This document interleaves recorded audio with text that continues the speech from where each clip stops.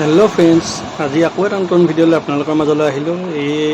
আজি মোৰ দাদা চচৰ সজলৈ যাবলৈ ওলাইছে, তো তাকে ভাবিলোঁ আপোনালোককো দেখাওঁ আৰু ময়ো মেমৰি হিচাপে ৰাখি থওঁ, যাতে আমিও ভৱিষ্যতলৈ চাব পাৰিম।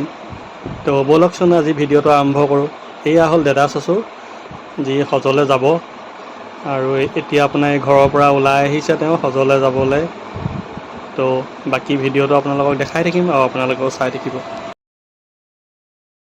لبيك اللهم لبيك لبيك لا شريك لك لبيك إن الحمد والنعمة لك والملك لا شريك لك لبيك اللهم لبيك لبيك لا شريك لك لبيك إن الحمد والنعمة لك والملك لا شريك لك।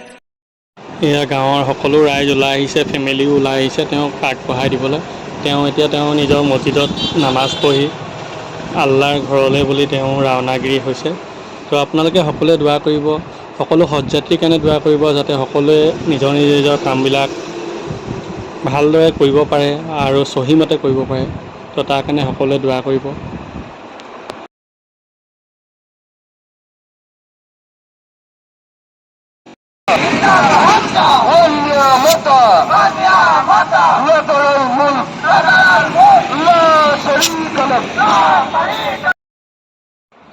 আমিও তেওঁৰ লগতে গৈ আছোঁ। বেছি দূৰলৈকে নাযাওঁ, আমি বোকাখাতমানলৈকে যাম। বোকাখাতৰ পৰা তেওঁক বিদায় জনাম।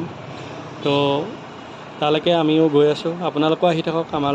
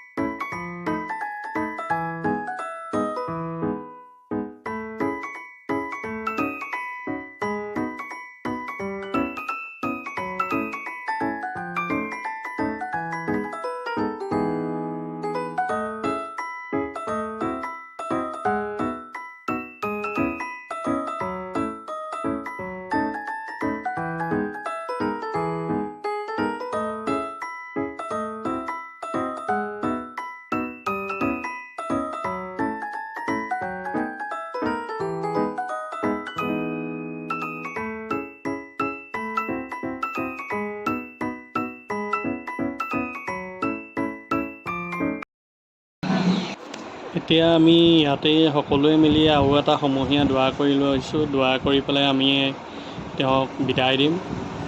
তো আপোনালোকে সকলোৱে দোৱা কৰিব, যাতে সকলো হজযাত্ৰী সকলো কামবিলাক ভালে কুশলে হয়, আকৌ ভালে কুশলে আহি নিজৰ নিজৰ বাসগৃহ পাহি। তো তাকেই আজিলৈ জনালোঁ বিদায়। তো বাই বাই। لبيك لا شريك لك لبيك إن الحمد والنعمة لك والملك لا شريك لك.